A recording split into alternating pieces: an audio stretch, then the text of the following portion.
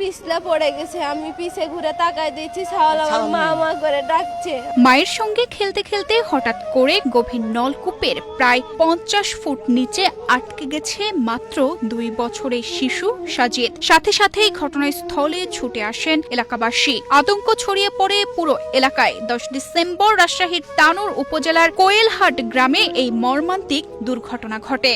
2 সাওয়াল 2 কাকালে তুলেছি, পরে একটা নামাই দিছি, ওকে নামাই দিছি দিয়ে আমি সামনে হেঁটে গেছি। আমার পোলাটা পিছে পিছে যাচ্ছিল, যাতে লাগে পিছলা পড়ে গেছে, আমি পিছে ঘুরে তাকাই দিয়েছি, সাওয়াল আমার মা মা করে ডাকছে।